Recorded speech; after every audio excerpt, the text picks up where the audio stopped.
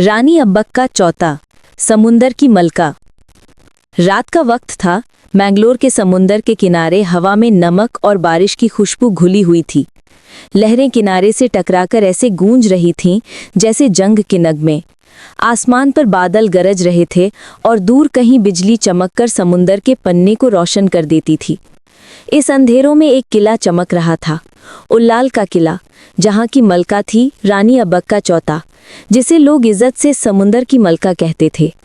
अब्बक्का का कद लंबा, आंखों में धूप जैसी रोशनी और चेहरे पर वो सुकून था जो सिर्फ किसी असली हुक्मरान का होता है। मगर उसके अंदर एक ऐसी आग जल रही थी जो किसी भी तूफान को जलाकर राख कर सकती थी। पोर्चुगीज फौज, जिन्होंने भारतीय समुंदर पर कब्जा जमाने का सपना देखा था, उनके लिए रानी अब्बक्का एक जहर थी, एक ऐसी औरत जिसे ना डर था ना लालच। उन्होंने रानी के इलाके पर कई बार हमला किया, मगर हर बार अब्बक्का ने अपनी फ्लीट, अपनी समुद्री फौज के साथ उन्हें पीछे कर दिया। मगर इस जंग के बीच एक राज था, एक दिल का राज, उसका छुपा हुआ प्यार एक समुद्री सिपाही से, जिसका नाम था रफ़ीक। पहला हिस्सा, दिलों का समुंदर। रफ़ीक एक जवान, दिलेर और वफादार सेलर था।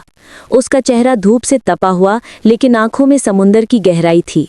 जब पहली दफ़ा रानी अब्बक्का ने उससे देखा था, वो अपनी शिप जल रक्षा के डेक पर था, हवा के साथ लड़ते हुए सेल्स ठीक कर रहा था। लहरों की मर्जी के खिलाफ उसने शिप को संभाला था और उसी पल रानी ने महसूस किया था कि ये सिपाही सिर्फ हुक्म मानने वाला नहीं, बल्कि अपनी रूह से जंग लड़ने वाला है। एक शाम जब जंग के बाद किला खामोश था, रानी ने रफ़ीक को बुलाया। तुमने आज समुंदर को अपनी मर्जी पे चला लिया, उसने कहा। रफ़ीक ने झुका सर उठाया। समुंदर किसी का नहीं होता रानी साहिबा, बस कभी कभी वो किसी के जज्बे को पहचान लेता है। रानी मुस्कुरा दी। और लगता है आज उसने तुम्हें पहचान लिया।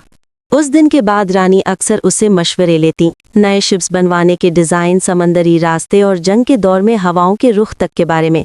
धीरे धीरे उनके दरमियान कुछ ऐसा पैदा हुआ जो दोनों ने महसूस किया मगर कभी इजहार नहीं किया। अब्बक्का एक रानी थी, उसका दिल भी उसकी ज़मीन जैसा था अपने लोगों के लिए, और रफ़ीक सिर्फ एक सिपाही, लेकिन उसके जज्बात समंदर की लहरें थीं, बेपनाह बेकाबू। दूसरा हिस्सा, जंग का साज। पुर्तगीज हुक्मरान डॉम लोपो स्वारेज ने मंगलोर के किनारे पर अपनी फौज उतारी। उसका मकसद साफ था, अब्बक्का को तोड़ना, उसके किले पर कब्जा करना और उस समंदर पर अपना झंडा लगाना। एक औरत हमें रोकेंगे, ये तो हमारी तौहीन है, वो गरजा, मगर उसे पता नहीं था कि वो किससे टकरा रहा है। अब्बक्का ने अपने सरदारों को बुलाया। उनका मकसद हमारा ज़मीन नहीं, हमारा आज़ादी है, उसने कहा। आज हम सिर्फ जंग नहीं लड़ रहे, हम अपनी रूह बचाने निकले हैं। उसकी आवाज़ में ऐसी कुदरत थी कि हर सिपाही का खून गर्म हो गया। रफ़ीक आगे बढ़ा। रानी साहिबा, मैं आपके लिए अपनी जान भी दे सकता हूँ। अब्बक्का ने उसकी आंखों में देखा और कुछ पल के लिए सब कुछ रुक गया, हवा भी, समंदर भी, वक्त भी। फिर उसने सिर्फ इतना कहा, तुम्हारे बिना ये जंग अधूरी होगी रफ़ीक। तीसरा हिस्सा, तूफान। सुबह के वक्त जब धुंध समंदर पर छाई हुई थी, पुर्तगीज फ्लीट ने हमला कर दिया। उनके शिप्स बड़े थे, कैनन से लेसन की तरह बारूद बरसा रहे थे, मगर अब्बक्का ने अपनी छोटी, तेज चलने वाली शिप्स के जरिए उन्हें घेरा। जल रक्षा और सूर्यदेव दोनों शिप्स ने मिलकर पुर्तगीज के फ्लैगशिप सेंटा मरिया को टक्कर दी। तूफान में आग और बारूद का मेला लग गया था। रफ़ीक अपनी शिप के स्टीयरिंग व्हील पर था, चीख कर हुक्म दे रहा था, बाएं तरफ कैनन, फायर करो। रानी अपनी शिप चौथा वीर पर खड़ी थी, तलवार उठाए हवा के सामने। उसका दुपट्टा लहरों की तरह झूल रहा था और आंखों में वो आग थी जिसे कोई पानी नहीं बुझा सकता था। ये समुंदर हमारा है, उसने चीख कर कहा। उन्हें बता दूं कि मैंगलोर किसी के बाप का नहीं। पोर्चुगीज फौज ने पहला दिन खो कर दिया, मगर रात के अंधेरों में उन्होंने छुपकर रफ़ीक के शिप पर हमला किया। रफ़ीक को कैद कर लिया गया। चौथा हिस्सा, कैद और खामोशी। जब सुबह हुई और जंग खत्म होने के बाद रानी को खबर मिली कि रफ़ीक दुश्मन के हाथ लग गया है, तो उसके चेहरे पर पहली दफ़ा वो सुकून मिटा जो हमेशा होता था। उसकी आंखें खाली हो गईं। उन्होंने मेरे सिपाही को नहीं, मेरे दिल को कैद किया है, उसने धीरे से कहा। उस रात रानी अकेली किले के बुर्ज पर गई। समुंदर में चांद का अक्स टूटकर लहरों में बिखर रहा था। रफ़ीक, उसने हवा में फुसाहत की, मैं तुझे छोड़ नहीं सकती, जंग भी लड़ूंगी और तुझे भी वापस लाऊंगी। पांचवा हिस्सा, दिलों की जंग। 2 दिन बाद अब्बक्का ने अपनी छोटी टीम के साथ एक गुप्त मिशन निकाला। पोर्चुगीज कैंप के पास उन्होंने अंधेरों में अपनी शिप छुपाई और रात में घुस गईं। हवा तेज चल रही थी, तूफान उठाने को था।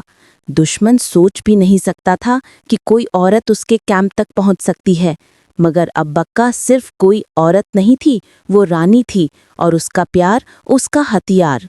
उसने अपना दुपट्टा उतारकर सिरहाने बांधा, तलवार निकाली और एक एक पहरेदार को खामोशी से गिरा दिया।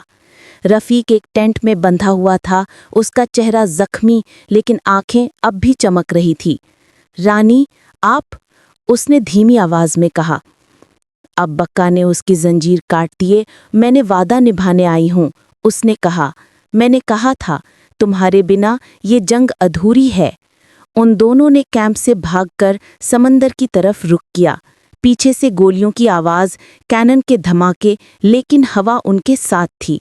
उन दोनों ने एक छोटी बोट में समुंदर का रुख किया। रात के अंधेरों में बिजली चमकी, लेकिन अब्बक्का ने ओर पकड़ रखा था।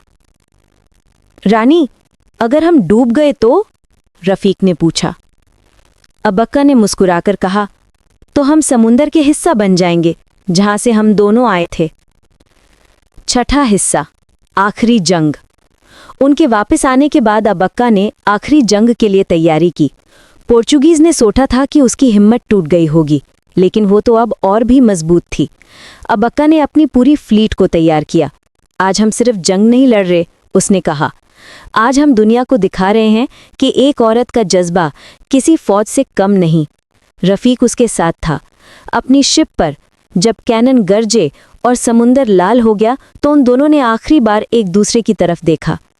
ये जंग हमारी मोहब्बत की मिसाल बनेगी, रफीक ने कहा। अब्बक्का ने कहा, मोहब्बत और आज़ादी दोनों एक जैसे हैं रफीक, दोनों के लिए जान देनी पड़ती है।